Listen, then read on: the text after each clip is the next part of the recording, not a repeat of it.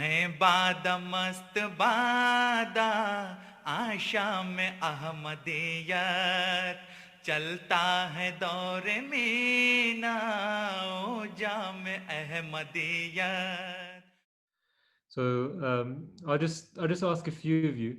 You guys can put your cameras on if you want to when you're giving an answer. But the basic question is that what does Khilafat mean to you? And if you have any experiences to share, if each of you can just think of something, about 30 seconds to a minute, not too long. So I'll go to Amar first. Amar, because you got the camera on, no other reason. Um, I know we've spoken about this before as well, Amar, me and you, but for the benefit of others, what does Khilafat mean to you, bro?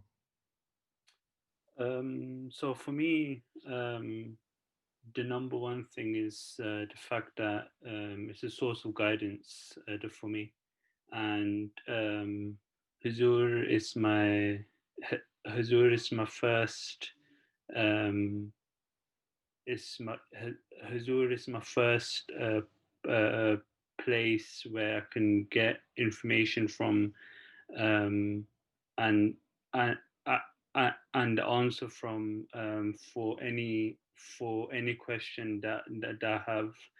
And in today's society, there's also people out there who haven't got the questions to answer about what the true teachings of Islam is. Um, so we've got the Khalifa to teach us, to basically teach us and preach as well. Yeah, perfect. Amazing. Hunan, can I go to you next, please? Have you had any experience with Hazur, and anything that you could share from your side? Yeah, I was just gonna say the same thing as well. Like Kazur, he's just guidance for everything, any subject, any matter, any topic. It's like he knows everything on everything basically. So yeah, he's like the guidance of everything, Any- anything you need. Anything personal that Hazur's guided you in your studies or in your life? No, I don't think so. There's nothing that personal, but like in general, he's just the guidance for everything. Someone that we can all turn to in time of need, especially for prayers that we have. Yeah. Abish, if you're available to talk, I know you've had a lot of experience with Hazur, especially in your Jamia days. Yes, Alhamdulillah. My personal experience, I would say that as I'm soon to be a father, and I'm writing to Hazur regarding having my son or my daughter as a waqf now, and asking for a name as well. So that constant writing to Hazur, that also is a constant reminder that there is someone you can speak to if you want to, and if you need any guidance, any advice, you can speak to him in a way by writing a letter. And that expectancy that someone is going to write back to you raises your morale to write to him. Yeah, very, very good. I think being in Jamia myself, having the opportunity to meet Hazur 3 to 4 times every year, for me, like Hazur has always been a father figure and always been guiding me in every aspect. And there's not one stone he was all left unturned in my life. And right up to now, with my marriage, with my posting, with even day-to-day stuff, how to connect with you, with Hazur, and even in my studies, everywhere, every field I can think of, Hazur has had a part to play. So you won't, like I said, you won't ever find a leader in the world who's thinking about not just us, but everyone around the world. Every child's education, worrying about it all the time. There's no other leader like that. And I sometimes think about what if the whole world did become Ahmadis? Imagine how much more of a burden Hazur have on his shoulders. But that's what Khilafat is there. Khilafat is there to be able to handle those things. Okay, so can I go to Musleh, 16-year-old? Have you had any meetings with Hazur and anything that Hazur has ever said to you, or that you feel what Khilafat means to you in general? It's the same as the rest, I think, just with guidance for everyone. Yeah. And do you feel fortunate that you have someone that like that, someone that we're all united under? Yeah, because everyone has someone that they have to like listen to and that they can refer to. Yeah. Brilliant. And Imran Ahmed, can I go to you quickly now? Good night. Over to you. Daniel, you must have some nice memories of Khilafat. Anything that you can share, please.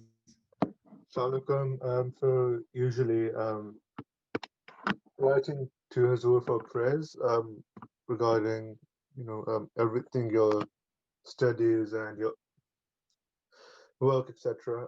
And I think another blessing for Khilafat is that Hazur can he he's been going through the Badri Sahaba, and he's been telling us like the true stories.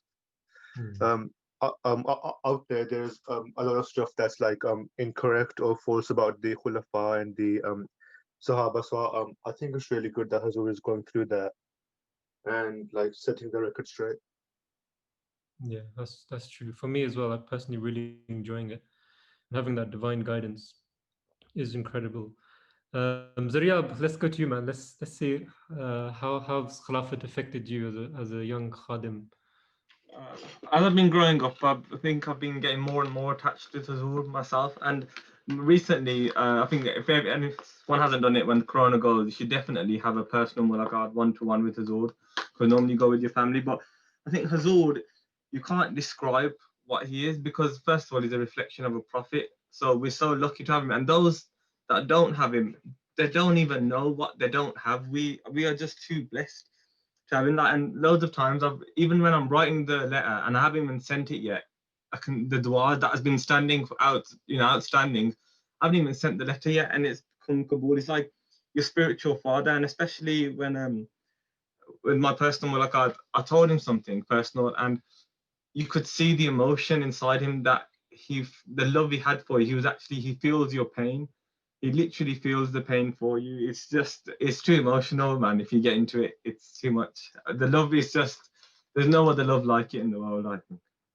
And for someone who has so many friends who are ghair Ahmadi, how do you feel compared to those people that you have that Hazur there for you? I have sympathy for them because they don't have it. It's like they're lost. They don't have no shepherd. They don't have nothing. They just so you can just see the difference between someone who has a Khalifa and someone who doesn't. It's crazy. There's no hope. There's no one to go to. Like people have their parents, and after that, we even if we can't go to Spain, we've got Hazur. If you can't explain the love that you can have with the Caliph, it's just.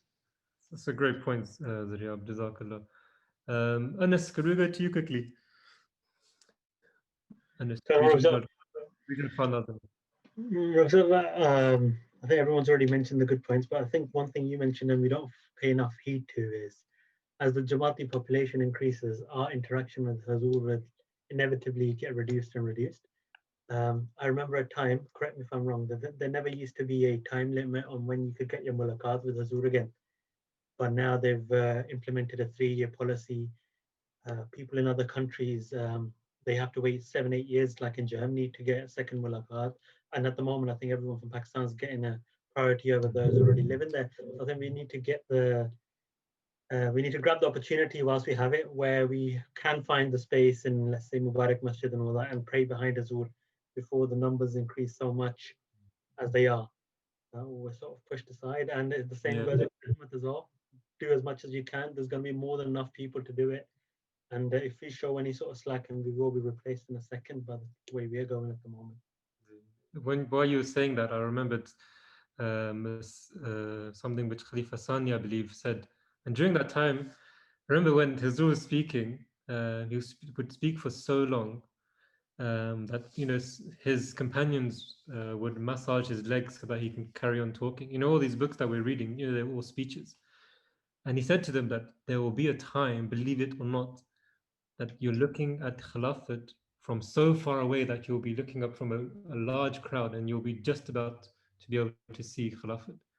And now look at the times now where we're living. People can't even see Huzur physically because in so many different countries. So that in itself shows that how quickly time moves. And there will be a time even further in the future, inshallah, where it will be so difficult to even see Huzur, let alone do mulaqat with him. So that's why we're always talking about how we should make full use of Khilafat in our lives, in our lifetime especially. Jazakallah Anas. Haris Shakir as well. Let's get something from you, please. Assalamu alaikum, Rashad.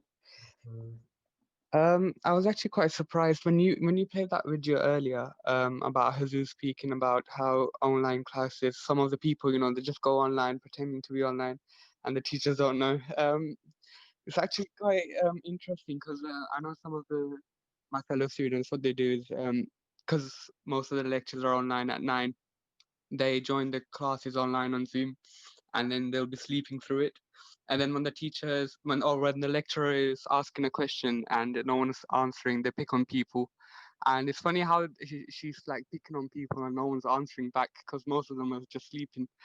It just shows that how much Hazur just knows about normal day activities apart from just Jamati stuff. And I remember a time a couple of years ago, Hazur also delivered a sermon. I think more than half of the sermon was on physical activity and how you should spend at least an hour and a half doing exercise outdoors, getting the fresh air. It just shows that Hazur's, concerned about our physical health as well as our spiritual health. So yeah, I mean, Khilafat is just amazing in my opinion. Yeah, I'll completely echo everything you said, and just how up to date Huzur is. Huzur is for our time, and trust me, you think Huzur is not updated with all these, WhatsApp, Instagram, Twitter. He knows everything, more than us, in fact. So it's always nice to see that side of Huzur as well. Jazakallah Haris. And Shoaib Ahmed, let's go to you now. How has Khilafat affected you? जी ma'am साहब मुझे ना अब इसका क्या बताऊं कि 2005 में जब हजूर कादियान गए थे पहली दफ़ा जब जलसा हुआ था उस टाइम हमें भी वहाँ पे मौका मिला था जाने का और ड्यूटीज भी थी हमारी मेरे अब्बू भी दफ्तर प्राइवेट सेक्रेटरी में थे तो उनकी ड्यूटी लगी थी उतरी प्राइवेट सेक्रेटरी के अमले में तो हुजूर को पहली दफ़ा वहाँ पे मतलब उससे पहले भी जब हुजूर रवा में थे उस टाइम इतना तो नहीं था देखा हुआ था क्योंकि नाज़िर आला थे और मैं क़ज़ा में काम करता था तो जाते होते थे कभी कोई काम होता था लेकिन जब खिलाफत के बाद जब पहली दफ़ा देखा वहाँ पे तो वो एक अजीब ही कैफियत थी मतलब आप उसको बयान नहीं कर सकते जो इतनी मतलब उसके लिए वर्ड्स जो है ना वो बहुत मुश्किल होते हैं कि जो जिस प्यार से हुजूर देखते हैं बात करते हैं पूछते हैं फैमिली का बच्चों का जो क्या करते हो कहाँ क्या और मतलब सारी डिटेल जिस तरह पूछते हैं हुजूर मुलाकात में तो एक अजीब पर्सनल एक मोहब्बत वो एक चीज़ होती है इसके अलावा जो जब मैं यहाँ पे इंग्लैंड आया था तो very first day I had opportunity to go मेरे बहुत कम दोस्त जानते हैं कि जब मैं हीथ्रो उतरा तो मेरे दोस्त हैं यहाँ वो मुझे पिक करने आए हुए थे मैंने कहा यार चलो बैतुल फतूह चलते हैं क्योंकि मैंने इधर आना था बर्मिंघम साइड पे उन्होंने कहा यार अब 1.5 घंटा लग जाएगा ये है वो है तो बाद में चलेंगे किसी दिन या ले जाए मैंने कहा नहीं यार कुछ नहीं होता यहाँ से कितना टाइम लगेगा कहते 1 घंटा मैंने कहा चलो कोई नहीं चलते हैं तो जाके देख आते हैं तो इतना मतलब उस टाइम ये हुआ लकीली कि असर का टाइम था और हमें नमाज के लिए अंदर जगह मिल गई बैतुल फजल में और वो भी एक अजीब कैफियत थी कि इतना करीब से हुजूर को तीसरी सफ में खड़े होकर देखना और फिर हुजूर के पीछे नमाज पढ़ना फिर उसके बाद उसी दिन जो है बैत का मौका भी मिल गया क्योंकि कुछ फ्रेंच लोग आए हुए थे वफद आया हुआ था तो जब मैंने पाकिस्तान में बताया कि इस तरह मैं आज हुजूर को देख के और बैत भी करके आया हूँ तो एक मतलब जो बहुत मुश्किल है उसके अल्फाज उस खुशी को उस कैफियत को बयान करना Mashallah, very, very beautiful, Shoaib Sab, Jazakallah. And we say that Huzur's robe, the awe of Huzur, reaches far and wide to all corners of the world. And I remember I was interviewing the Murabbi in Iceland, and he was saying that he's raised up in UK and everything, had the opportunity of seeing Huzur all the time. But he said when he left UK and he started coming from Iceland, sorry, that robe that he felt started when he would get onto the plane from Iceland and before he even landed. And when he landed into the UK at Heathrow Airport, that's when he started feeling that Huzur's in this country. And that just shows, wherever you go in the world, the closer you get to our country, we feel it more when we're going to Huzur's office and we're standing or sitting outside his office, like we know Huzur's there, like right next to us. And that's when we feel it. But other people, they feel it much earlier before even entering the country. So it's an incredible feeling, which, like you said, Shoaib Saab, you can't really put into words. It's only when you're in that moment and when you feel it, you know that Khilafat is something which is not from this world. It's something which is straight directly from Allah the Almighty. Hamid Saab, Sada Saab also, I don't know if you're able to talk, but if you are, anything from your side? Don't think so. Okay, Hafiz Saab, let's go to you next. In the policing world, did you get any advice from Huzur before you went to policing, or how did that all start for you? I think he's just jumped off, bro. Can you hear me? Yeah, we can hear you. Thanks, Riyad, for just like not wanting to hear me. Bro, I can't see you on the list, man. I've been trying to message you. Okay. I think most people have pretty much summed up what Khilafat means to them in different ways and what the blessings are. I think personal experience-wise, before I joined the force, I didn't get an opportunity to go see Huzur because I was respecting the 3-year timeline as such. But I did write to him, and luckily got a response, and it was quite a positive one. Huzur saying that, look, if that's what you want to do, then you should definitely go. So that obviously, the prayers that's entailed, I find myself quite lucky about it. Again, a lot of people have mentioned about the awe that Huzur has. I remember going a couple of years back to see him in a mulaqat, and it's just literally in the waiting area, just feeling extremely nervous about the fact that I was going to meet Huzur, and literally hands trembling, shaking. And once you're in there in the room with him, literally, I was, for a couple of seconds, I was speechless. Literally, and obviously you only get a few moments. I think most of my mulaqat was me just like staring at him, just in awe of what I was actually in. So I think us as MDs living in England, living in UK, we don't appreciate it enough. If you speak to, obviously, I've lived in Pakistan a number of years, and the feeling, the people there, the desire, the love they have for Khilafat. I'm not saying we don't, but they won't even get to see that. They won't even get to meet him in person in their lifetime. And we are so lucky, so blessed that we literally live, less than 100 miles away from Huzur. So we should count our blessings, really, because there might be a time where you never know what happens. But yeah, Alhamdulillah. Alhamdulillah. What else can I say, really? When you mentioned about trembling, I remember my first, just before even going to Jama, I used to hear people would have one-on-one mulaqats with Huzur. I was like, what? Is that even possible? Like, how can you even handle that? I would always go with my family, be able to hide in the corner, keep my head down, be so nervous when Huzur did pick on me. But when I started going to Jama, my first one, Huzur even held my hand. He was like, is that pasina? Is that sweat? Or is it the gel you used outside before coming inside? And I was like, Huzur, I don't know, I think it's a bit of both. And he started laughing because he could just feel how nervous I was. But he did it in such a loving way. But yeah, man, just hearing it from you as well just brought back memories from me and how I had my first one-to-one mulaqat with Huzur. Jazakallah Hafsab. Oh, nothing. As someone else, I just want to mention something.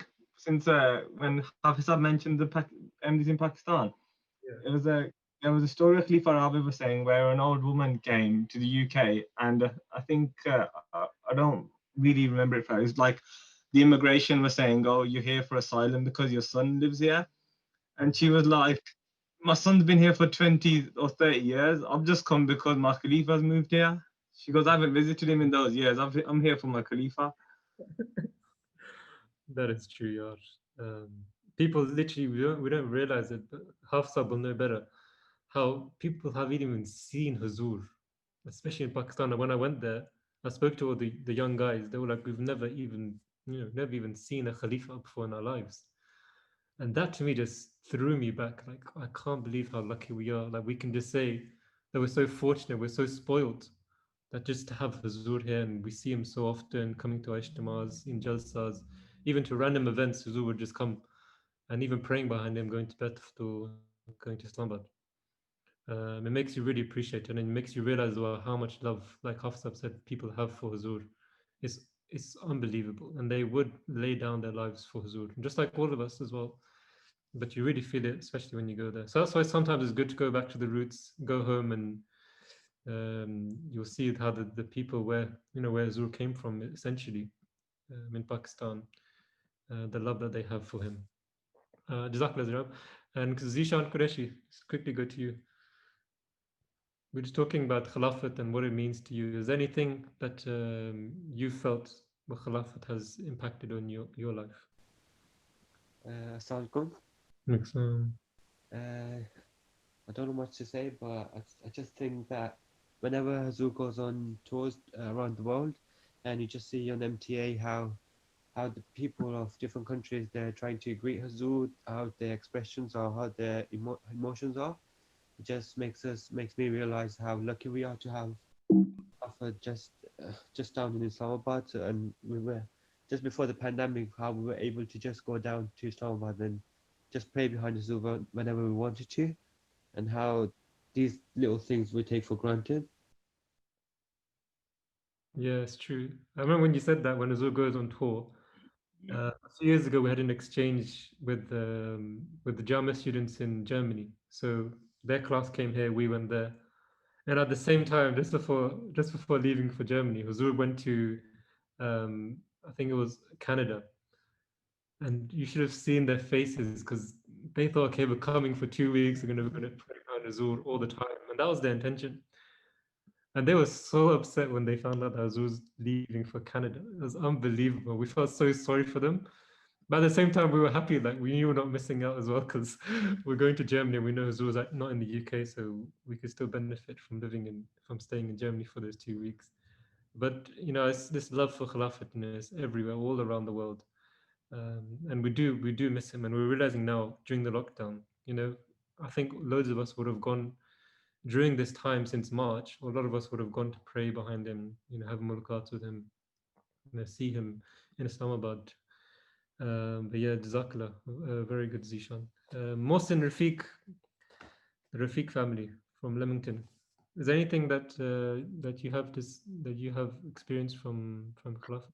Yeah, Assalamu alaikum warahmatullah. My personal experience is, I think a lot, it's been mentioned already, it's about guidance and the connectivity. It pulls everybody together, the whole Jamaat, the whole community together. I mean, I've had, my son passed away, unfortunately, 15 years ago, and that was a very low time for myself, for my family, but just the guidance and the support and continuing letters to and from Hazul and the Mordecai with Hazul really helped me. And a word, some words Hazul mentioned to me at that time were that you will definitely come out of this stronger. And to be honest, looking back now, definitely a stronger person and more spiritual person from off the back of that. So it's definitely very good. It's very important to have a very strong, good relationship with Hazul, and we're very blessed to have his blessings and prayers and that spirituality. Just using that experience, were you surprised how much Huzur actually cared? Yes, yes, but he gave you all that attention and made sure that you're comforted in the right way. Yes, definitely Yeah. so. I think naturally all of us as Ahmadis, whenever such calamities fall upon us, someone passes away or someone falls ill, the first person we all think of is Huzur for some reason, naturally. And we quickly just think about, okay, we need to inform him, we need to tell them, we need to get prayers from him. And that's what's inside of all of us that we're born with. We have that, subconscious connection with Khilafat that we don't even know about until the moment comes sometimes.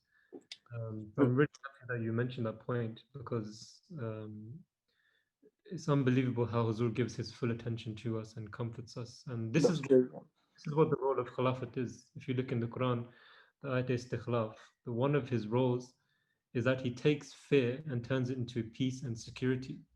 And just hearing your example and how you are now, I really feel like Huzur's words really gave you that security or that peace of mind, and to make you, as you said, a stronger person. Definitely.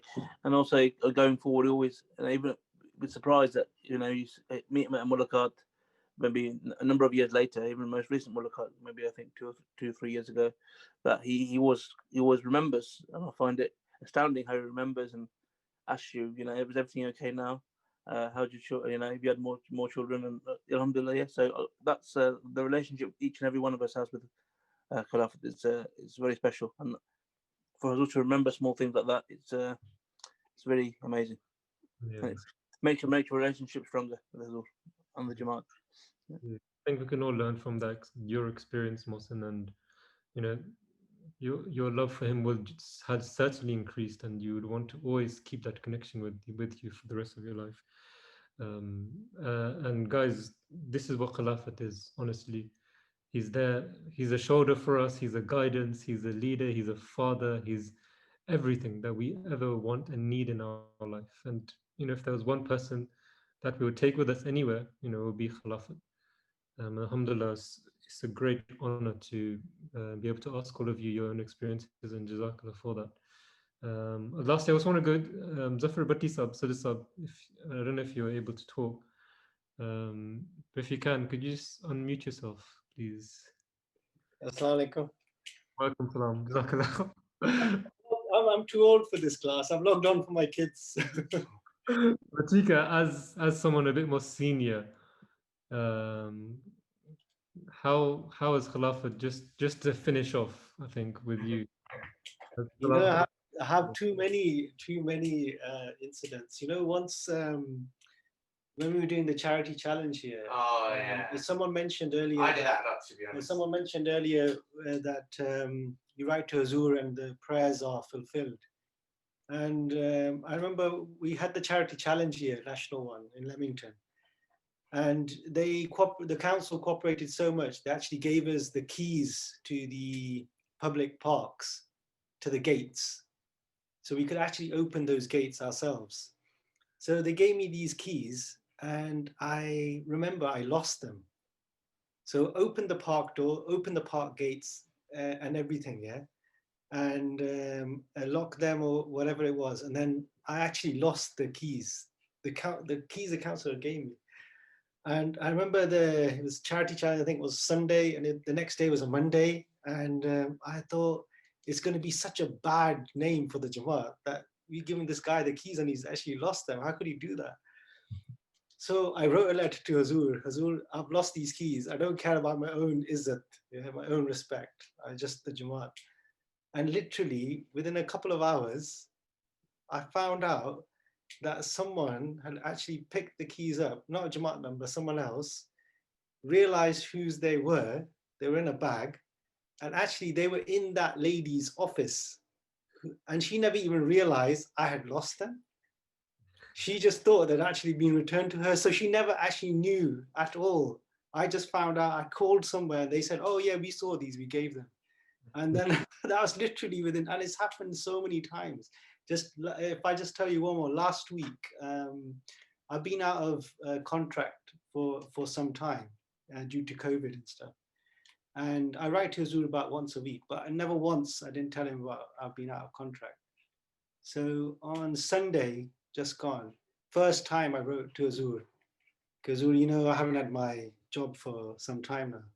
Yeah. Monday, I got a contract. Wow. And out of the blue, I got a missed phone call from another country, a European country. And I don't know who phoned me. I only know one person in that country. So I messaged that person. I said, did you phone me? And he goes, no.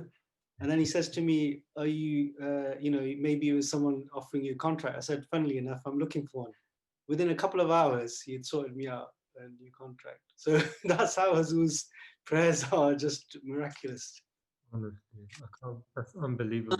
So this I'll be going abroad to work now. Nay, it'll be from here, COVID, because of COVID. So we'll be local. I thought you were going to leave us, so don't leave us, please. Well, you know what to do now, Mohsen Saab, is write a letter to Azur. Yeah, that's it. Yeah. Roderick, when as we speak now. But yeah, like So, if you can share one more anecdote, when you left, you'd give your notice into your job and you were going to go for Waqf Jindagi, and how they took you back on a higher rate as well. Chacha, you know Can you about share that? Yeah, you told me some stuff. Can you share that as well? That's up to Murabbi Saab, but that's up to Murabbi Saab. But that's. If you want to share one more, we have just about 1 or 2 minutes. I guess that's a bit different. That's quite. Now that you mentioned it, so I devoted my life years ago, and they asked me to leave my job, and then so I left the job, and then I got a letter for whatever reason. Hazur said, at this time you're not needed. So by that time I left my job. Job I think was finishing in January the 2nd. So the first day I would have been out of the work was January the 5th. I got back in the same place, doing the same thing, and the pay was 3 times. So I left the job, came back. Same office, same job, same company, same office. Is that right? Yeah. Yeah. Alhamdulillah. Yeah. Shows how your good intention, Allah rewarded it in the best possible way. And that's something we've always been talking about on this show. Is you should never be afraid. Especially doing work, you're only ever going to benefit. It's just that taking that step of uncertainty, and Allah will always back it up and bless it in many different ways. And so your example is second to none, and it's a great example for us all youngsters. Of course, myself already doing it when I was young, but for others as well who have thought about it, who have even done it, alhamdulillah, or people who are going to, inshallah, going to Jamia, dedicating their lives. You must always remember how not only Khilafat, but also the hand of Allah will always be with you and always guide you in every way. So Jazakallah, Jazakallah to all the Khuddam as well for sharing those beautiful moments that you've had in your lives. And I'm sure we can all benefit from everyone's experiences.